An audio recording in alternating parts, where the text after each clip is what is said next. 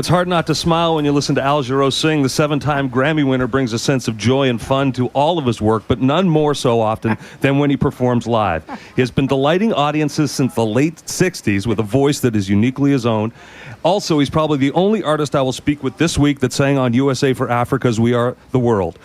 Al and the band will take the stage at Nathan Phillips Square tonight at 8:30, but first he joins us here at our broadcast tent. First, what did you mean by that last remark? I'm the only guy from that record.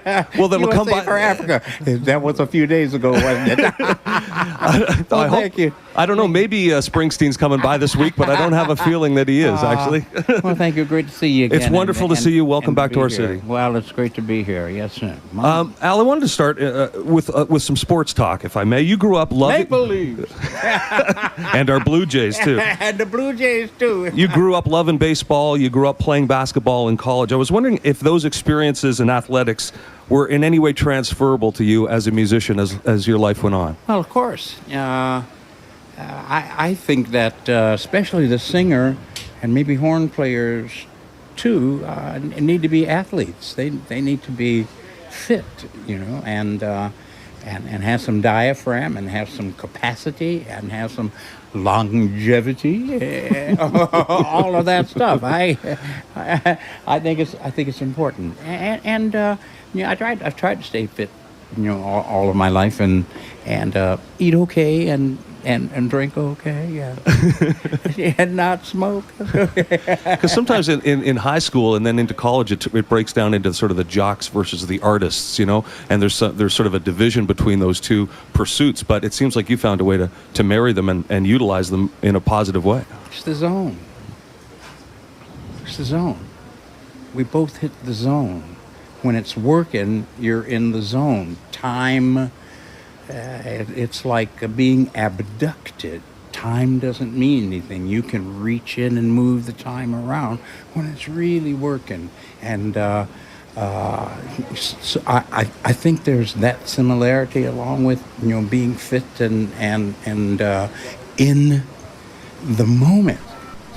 In the moment, and that's how athletes are, and I think that's how singers and musicians are, especially jazz guys.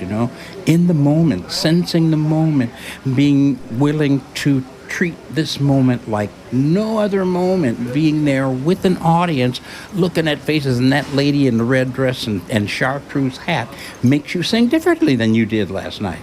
And I just, there's something that's not quite as precious as that, as an experience to have as a human being. It's kind of a life story. We're in the moment all the time. When you get on stage, are those something you can count on, being in the zone and being in the moment every night, or is that a place that you have to work to get to on any given night? Well, you do all the things that help you get there, including warming up. Yeah, and you read your catechism in the morning.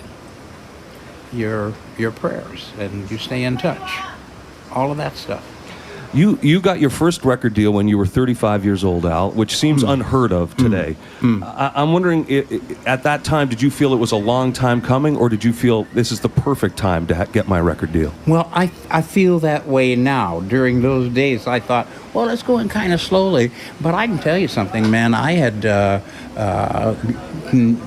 moved into music as a full-time occupation for the first time in my life. I mean, I'd been a student and then up in the morning and off to the office at the same time that I was working with George Duke at night. Between 65 and 68, I was a rehabilitation counselor.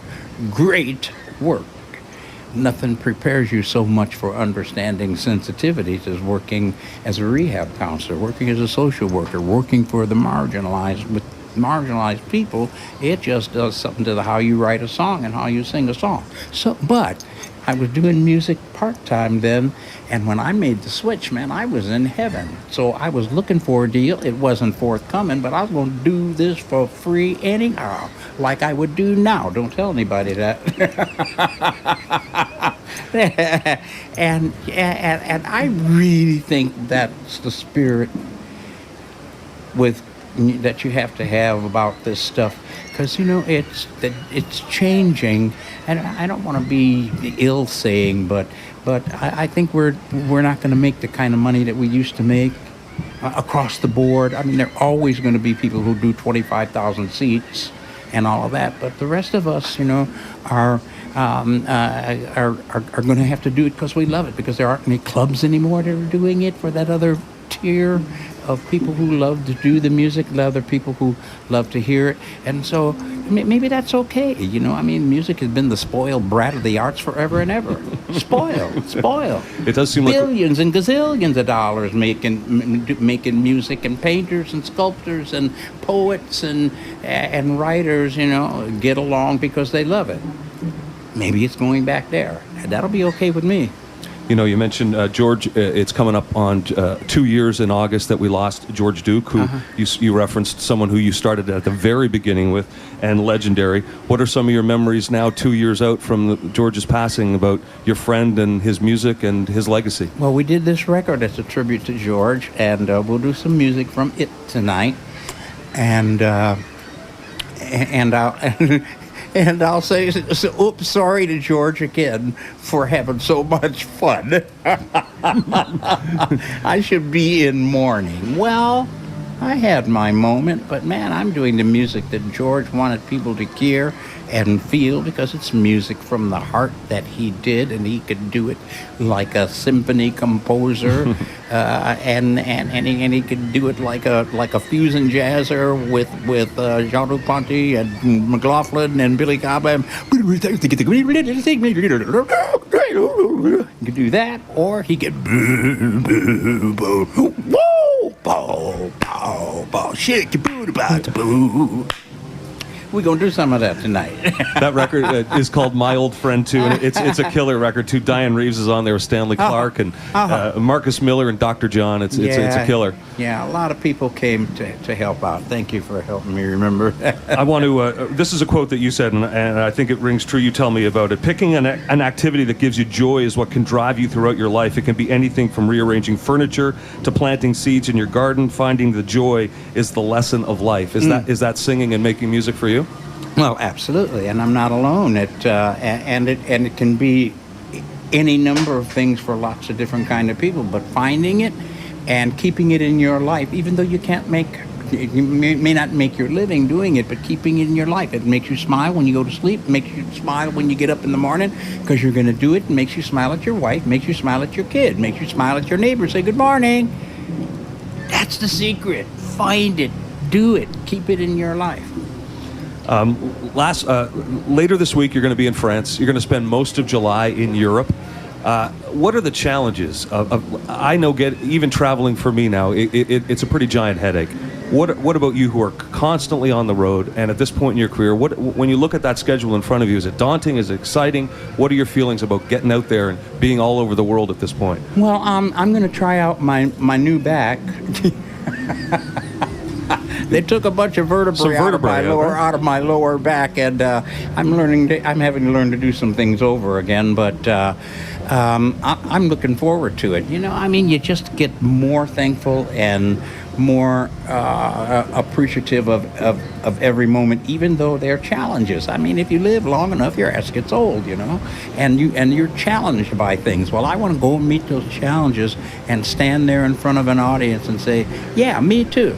Let's go. Get up in the morning and go do it. What can people expect on stage tonight? You already talked about some music from the George Duke record. What else? Yeah, well, we're going to do all the songs that people expect me to do. We're in this love together.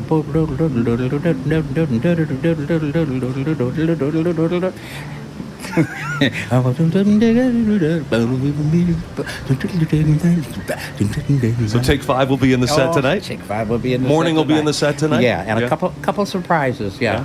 Well, I'm glad you took some time to hang out with us before tonight's performance. Welcome back to our city, and everyone's looking forward to seeing you in there tonight. Thank you. How you guys? Thanks for being my friend all these years, and we'll do it again tonight.